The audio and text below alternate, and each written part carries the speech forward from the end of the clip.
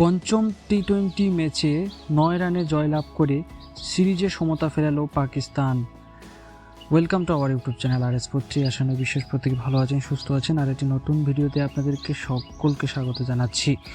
এই ভিডিওতে আলোচনা করব পাকিস্তান এবং নিউজিল্যান্ডের মধ্যকার ঘটে যাওয়া 5 টি-20 সিরিজের কথা, যেখানে ইতিমধ্যে পাকিস্তান 2-2 বা নিউজিল্যান্ডও যদি বলা যায় 2-2 তারা সিরিজ সমতায় জয়লাভ করেছে।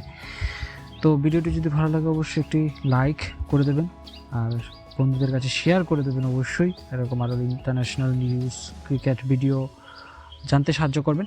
এছাড়া অবশ্যই যদি চ্যানেলে কেউ নতুন হয়ে থাকেন চ্যানেলটিকে সাবস্ক্রাইব করে পাশে থাকবেন আরও নিত্য নতুন ভিডিও পেতে। আগামী সামনে অনেক কিন্তু ম্যাচ আসতে চলেছে। সো শুরু করব আমাদের কথা বলবো না।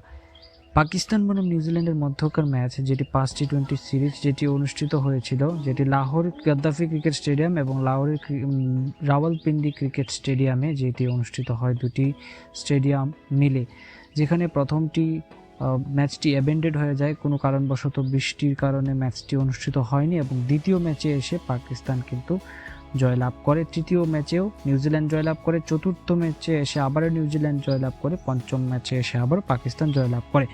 তবে একটা ইন্টারেস্টিং কথা যেটা রয়েছে সেটা হচ্ছে তৃতীয় এবং চতুর্থ এবং পঞ্চম এই তিনটি ম্যাচে কিন্তু একই রান হয়েছে, 178 রান কিন্তু হয়েছেই বলা যায়।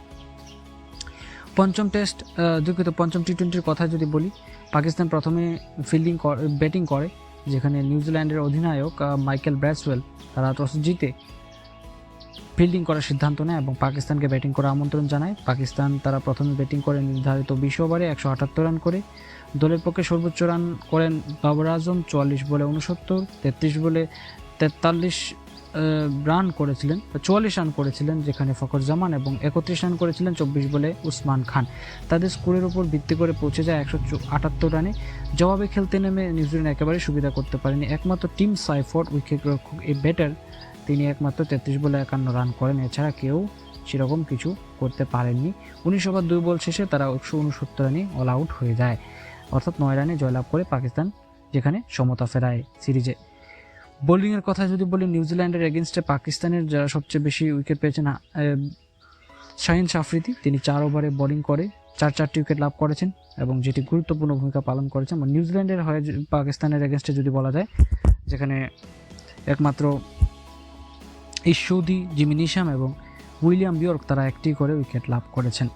তো সিরিজ শেষে প্লেয়ার অফ দ্য টুর্নামেন্ট নির্বাচিত হয়েছেন শাহিন আফ্রিদি। তো বলা যাচ্ছে যে পাকিস্তানের অনেক ক্রিকেটার কিন্তু ফর্মে ফিরে এসেছেন দেখতে পাওয়া যাচ্ছে, এবং নিউজিল্যান্ডের বিশেষ করে এই অনভিজ্ঞ একটা টিম, আমি বলেছিলাম যে নিউজিল্যান্ডের একটা অনভিজ্ঞ টিম কিন্তু হতে যাচ্ছে একটা অ্যানালাইসিসে, যে মাইকেল ব্র্যাসওয়েলের এই নেতৃত্বে কতটা খেলবে সেটি দেখার বিষয়।